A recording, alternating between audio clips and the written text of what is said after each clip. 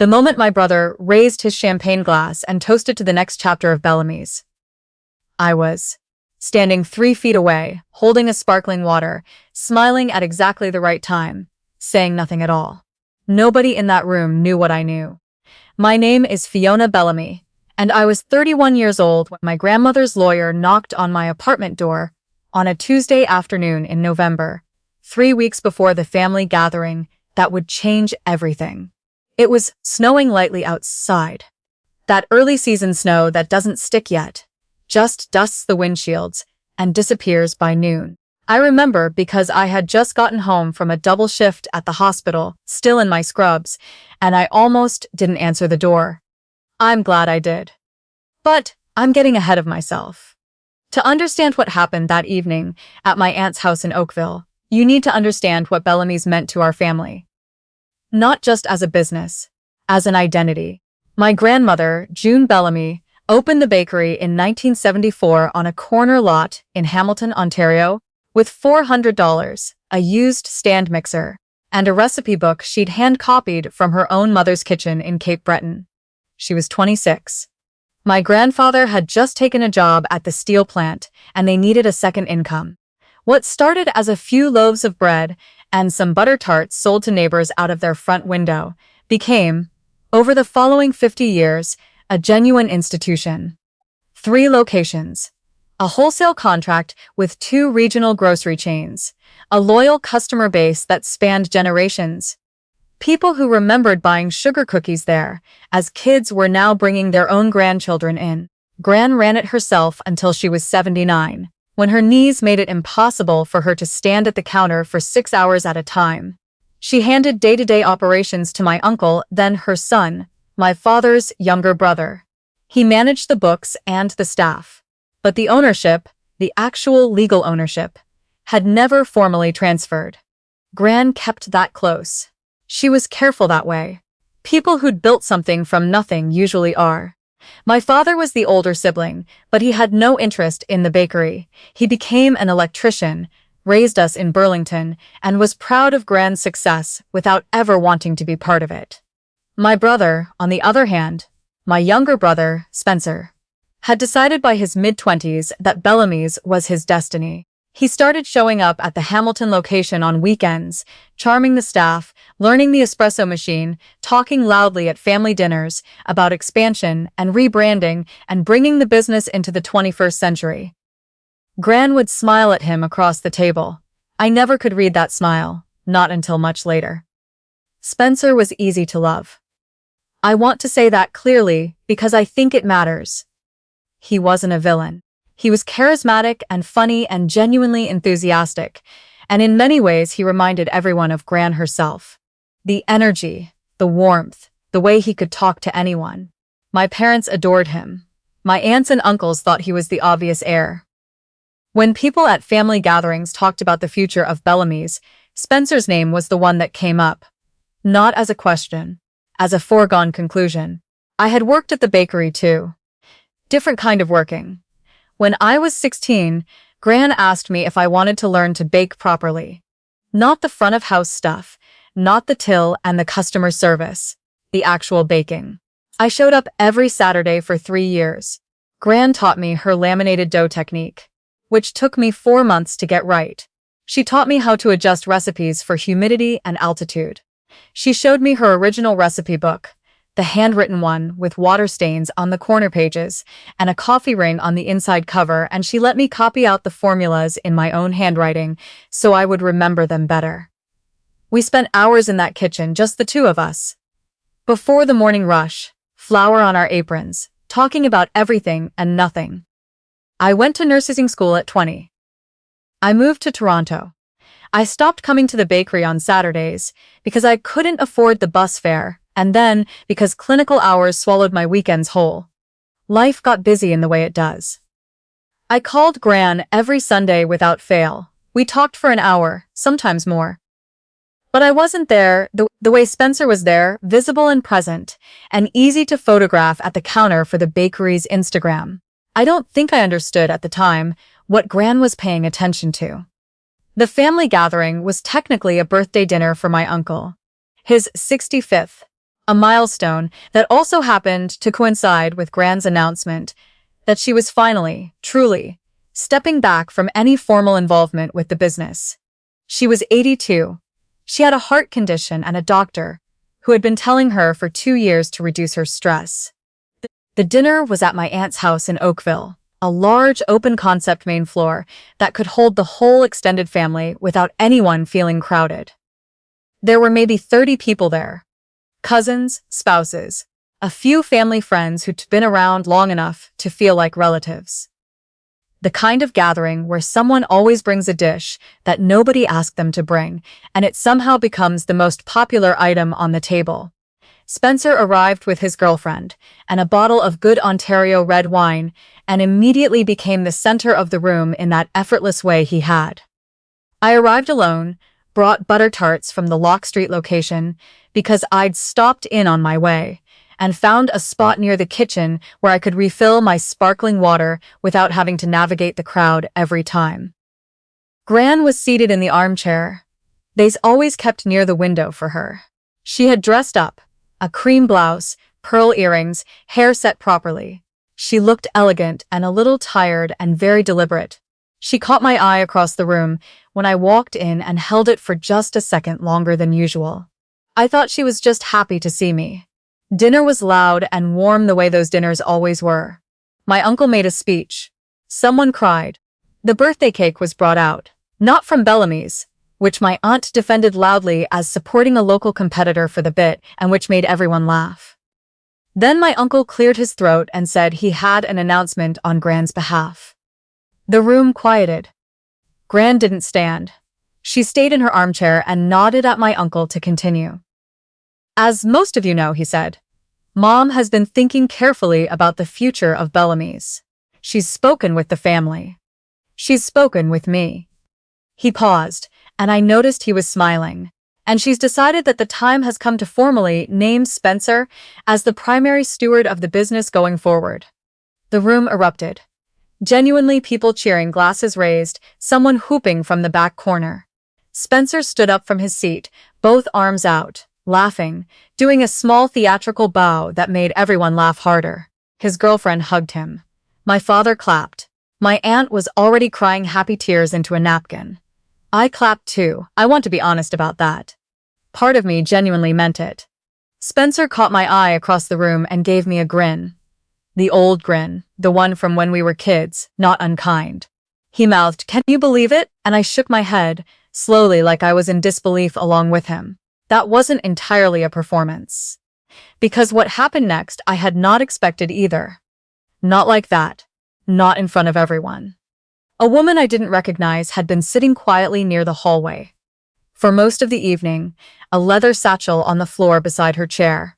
Mid-50s, reading glasses, the composed expression of someone who was there professionally. I'd assumed she was a friend of my aunt's, or the wife of someone I couldn't place. She was Gran's lawyer. Her name was Ms. Okafor, and when the applause began to die down and people were settling back into their seats, she leaned forward and said, clearly but without drama, "If I may, there are some accompanying documents that need to be presented before the evening concludes." My uncle frowned slightly. "Of course. Is this something we need privacy for?" Ms. Okafor glanced at Gran, who shook her head once. "No," Gran said. Her voice was quiet, but everyone heard it. Let them all hear it. The room settled in a different way than before. Curious now, a little uncertain.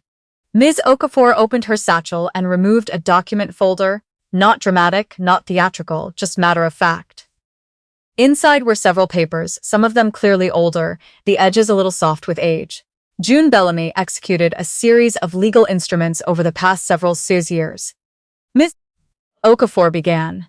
"I'm here this evening to ensure the family understands the full picture, which differs in some important ways from what has been assumed."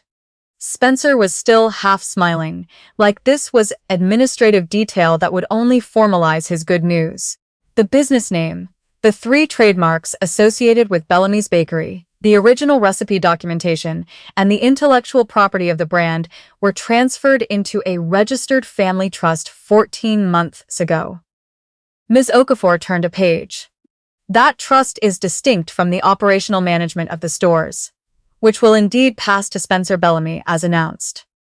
She paused. However, the trust itself, the ownership of the brand, the recipes, and the underlying IP has a named trustee. Spencer's smile shifted slightly. Okay, so who's the trustee? Ms. Okafor looked up from the papers. She looked at me. I had known this was coming. The lawyer's visit 3 weeks earlier had prepared me, and yet sitting in that room, feeling 30 pairs of eyes turn in my direction simultaneously, I understood for the first time what it actually meant.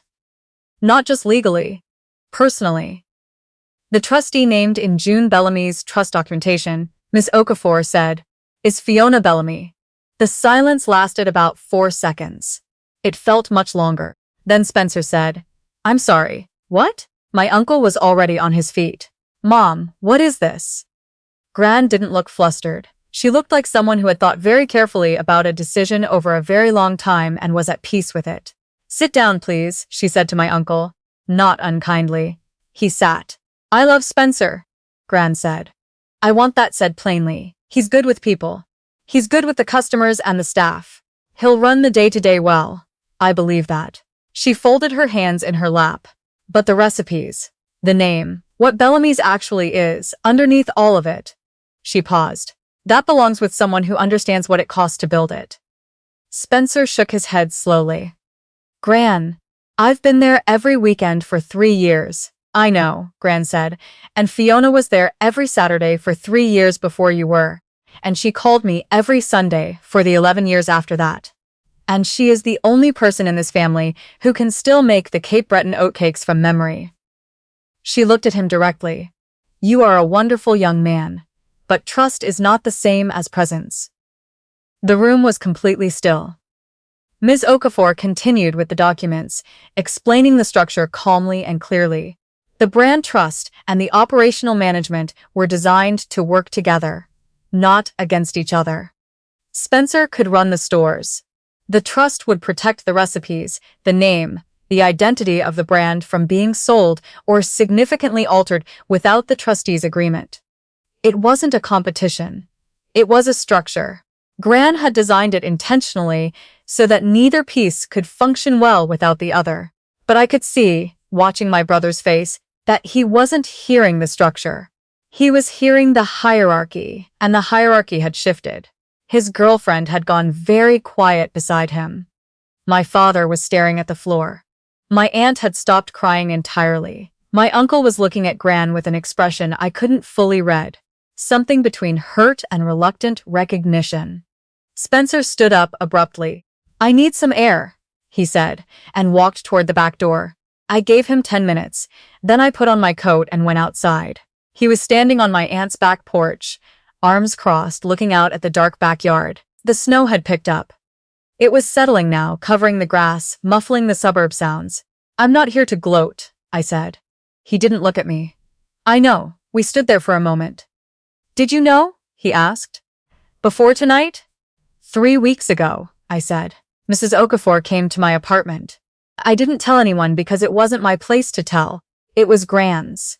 He let out a long breath that turned to mist in the cold air. She could have just talked to me. She could have explained. She's 82, I said quietly. She's been watching this family for 82 years. I think she explained it the way she thought was clearest.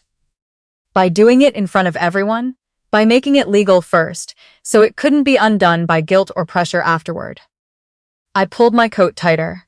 You know as well as I do that if she'd just talked to you privately, there would have been 3 weeks of family meetings and everyone lobbyings, and eventually she would have changed it.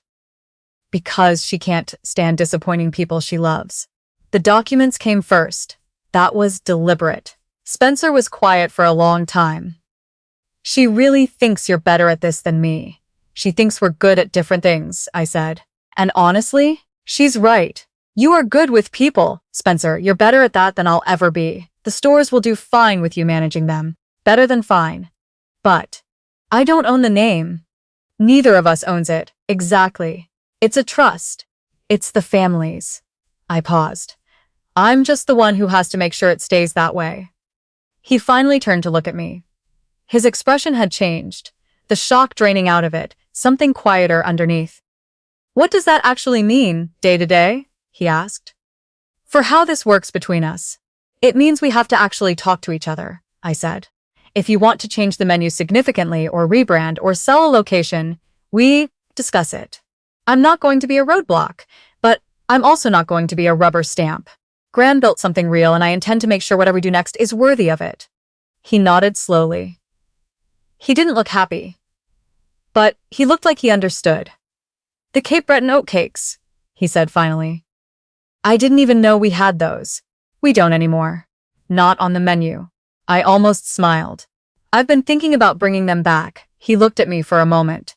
Something shifted in his face, the older sibling dynamic that we'd never quite figured out how to navigate, settling into a different shape. "Okay," he said quietly. That was it. Just okay. But I thought it meant more than that. We went back inside. Gran was still in her armchair. The room had rearranged itself around the new reality.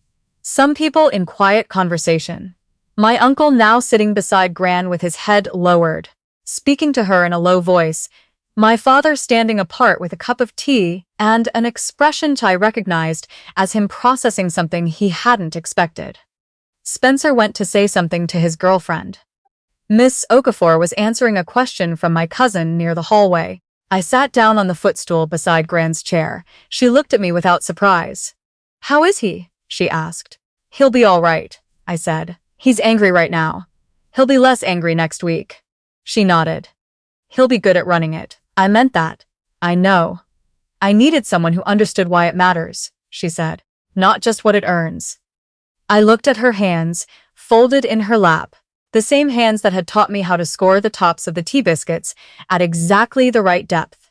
Not too shallow, or they wouldn't open properly. Not too deep, or they'd dry out in the oven. 50 years of detail like that accumulated and kept, and now, somehow, passed to me. "Why didn't you tell me earlier?" I asked. "Even just a little earlier." I could have, I don't know, prepared. Gran considered this with the particular patience of someone who had spent decades making decisions she'd already thought through completely before anyone else realized they needed to be made. "Because," she said, "I wanted to see how you'd handle being surprised." I laughed. I couldn't help it. "And?" I asked. "You clapped for him," she said. "You meant some of it. And when he walked out, you gave him 10 minutes, and then you went after him." She looked at me steadily. "You didn't wait to see who was watching. You just went." I didn't say anything. "That's why," Gran said simply. My uncle eventually came around. Not that night. That night, he left early with a quiet goodbye and a look on his face that I knew meant weeks of phone calls ahead. But he was a practical man who loved his mother and understood, when the emotion settled, that she hadn't done this carelessly. He called me in January and asked if we could have coffee, and we sat in a Tim Hortons on King Street for 2 hours and talked about the business properly for the first time, as equals with different roles. And by the end of it, we had the beginning of something that worked. Spencer took the operational reins in the new year. He hired a graphic designer to refresh the signage. Nothing drastic, just modernized. And he ran it by me first, which I hadn't expected and which I appreciated more than I told him. The Hamilton location started doing a Friday evenings event series that filled the place and brought in a younger crowd. He was good at it. Gran was right about that. I quietly worked on the Cape Breton oatcakes. I had Gran's original formula, of course, but the commercial kitchen version needed testing. Scaling a recipe that had been designed for a domestic oven is its own project, and we went through 11 batches before I was satisfied. I brought the final version to Gran on a Sunday afternoon in February in a tin lined with parchment paper, and she ate one at her kitchen table and didn't say anything for a while. "Well?" I asked. "A little more salt," she said. I adjusted the salt. Batch 12 was right. We added them to the menu at the Hamilton location in March. By the end of the first week, we'd sold out 3 days running. Spencer texted me a photo of the empty display case with a single word. "Okay." I knew what he meant. It wasn't the victory I'd imagined, back in November, standing in that living room while 30 people looked at me and processed the fact that the family math had changed. Victory wasn't really the right word for any of it. What Gran had given me wasn't a prize. It was a responsibility that came with the understanding. That responsibility, done right, doesn't feel like winning. It feels like weight. The good kind, the kind that keeps you grounded. What she had trusted me with wasn't the bakery. Not exactly. It was the reason the bakery existed. There's a difference. It took me a while to understand it fully, but I think about those Saturday mornings. 16 years old, flour on my forearms, Gran adjusting my hands on the dough.